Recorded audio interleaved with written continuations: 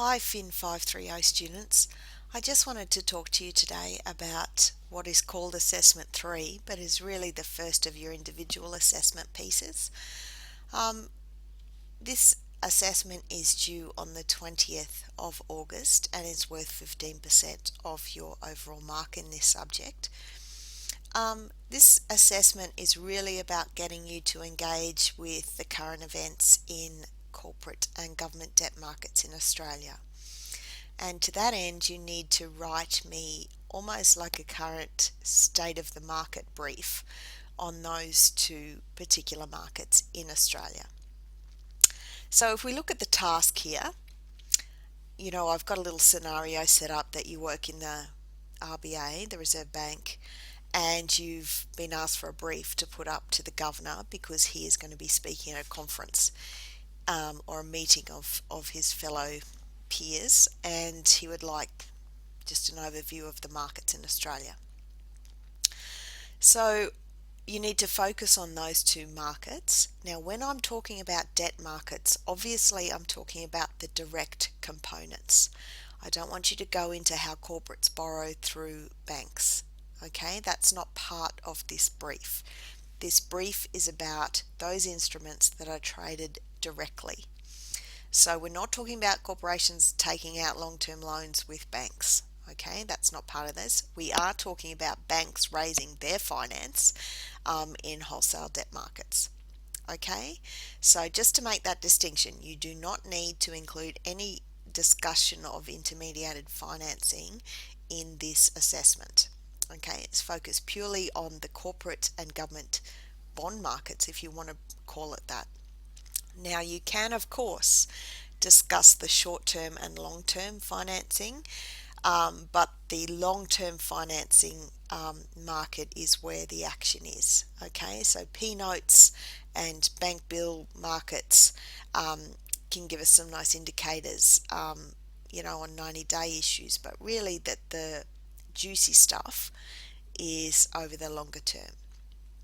Okay, now what do I want you to write? What do I want you to tell me?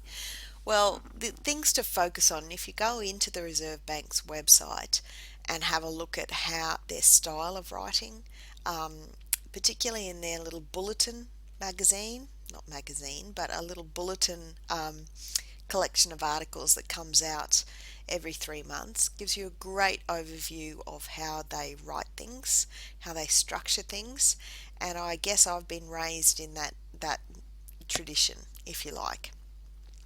So what do we want to know when we're talking about these types of markets? Well, really, I've got it written here, if I can just find it in here. Okay, particular reference to trends in size, growth, the types of instruments, and who's issuing. Now, obviously in government debt markets, there's only one issuer. But in corporate debt markets, what I'm talking about there is the action all at the top end, meaning are all the AAA rated corporations out there issuing, or do we have different types of issuers there, meaning is there now a relaxing in that market, and we've got more of the what we call junk bonds, but really they're quite strongly rated corporates still issuing back into that market. So who's issuing? What are the credit ratings of the issuers like, and has that changed over time? So I'm looking at trends, say over the last 2-3 years. Okay, has there been a change in who's in the market? Has there been a change in the size? Has there been a change in the growth? So I want to build up a picture. Now, if you're building up a picture, you just don't need a snapshot of what's happening now. You need some trend analysis in there as well. Okay, so that's what I want you to talk about. How am I going to assess you? Okay, I've got this criteria that I developed. Now, I've developed a couple of these, and I think this is my best yet. I'm quite proud of this marking criteria. I've moved to it being based on skills, okay, in the criteria. So your written work, including any calculations, it's quite broad, okay. So including your calculations or your graphical analysis, demonstrate that you have mastered skills and concepts. Okay, now what am I talking about there? I'm talking about that the information that you're including in your analysis is accurate.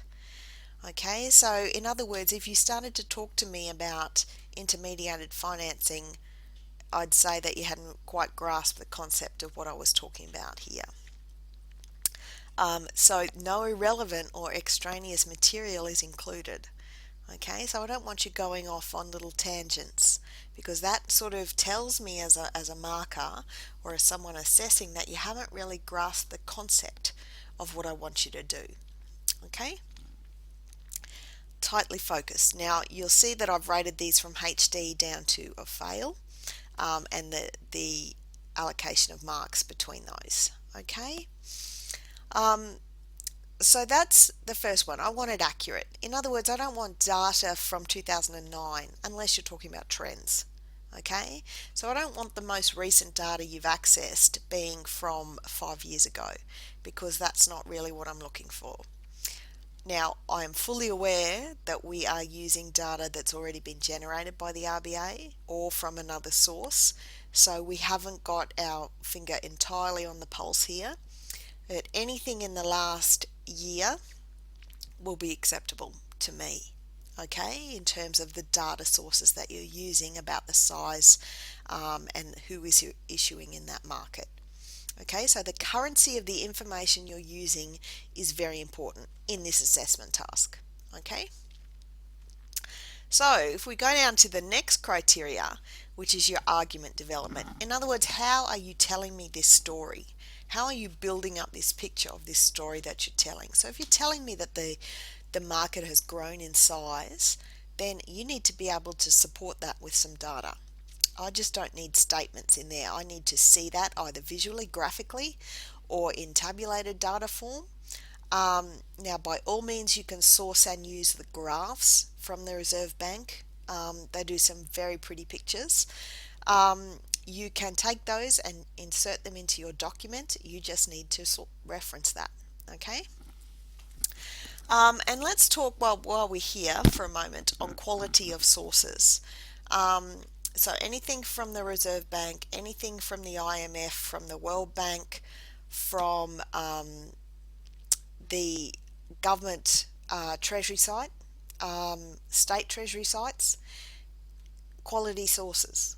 Okay, anything that's someone's personal blog out there, you need to be very cautious of the data that you're using and the quality of the data that you're using. So big, well-recognized institutional sites are where you should be looking. And I've had a query already. Yes, this is mainly going to be internet-based information, but quality of sources is paramount. Okay, so you don't need to run off and look at some obscure little thing. The Financial Review is okay, but they will be getting their source, their data from a first source. So you're always better to go to that first source rather than use some sort of second-hand input there. Anyway, that was just an aside. Now, if we move on to argument development, okay, what I'm looking for is that your claims are supported. So if you say something, it needs to be supported with data. That's fairly straightforward. The last one, writing skills. Now, this really separates out assessment and marks in assessments, I think, at this level. Your ability to organize your information and to write me a story in good English is, people think that that's a fairly straightforward thing. Good editing, a good review before you submit it, all adds to improved performance on this criteria. Okay, so in other words, I don't need the corporate and government debt markets mixed up.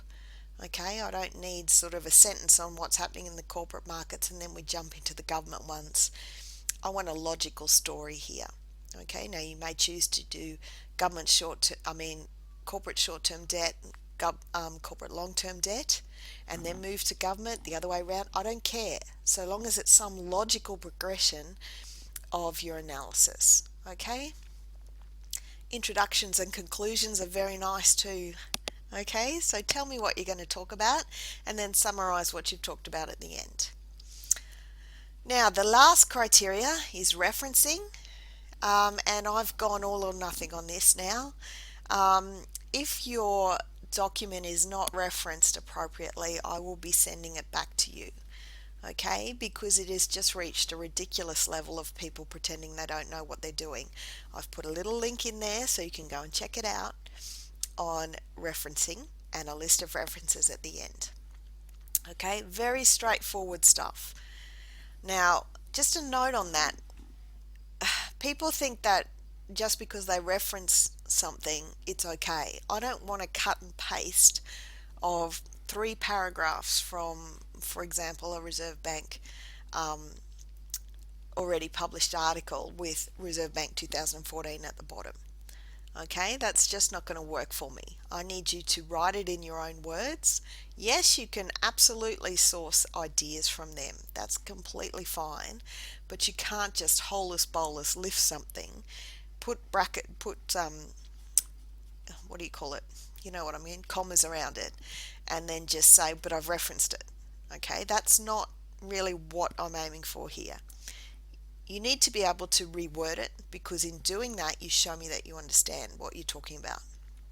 Okay, so take their ideas, work it through your story, reword it, and then cite that as a source of your idea. Absolutely fine. Okay, all your data needs to be sourced, referenced. As I said, you can take Reserve Bank graphs, just reference them. That is all fine. Okay, so this one is really, it's an all or nothing criteria for me at this stage. And at this, we're in a postgraduate degree here. You need to be able to say where you got your information from. Okay, guys, that's a quick overview, and we can talk more later. Thank you.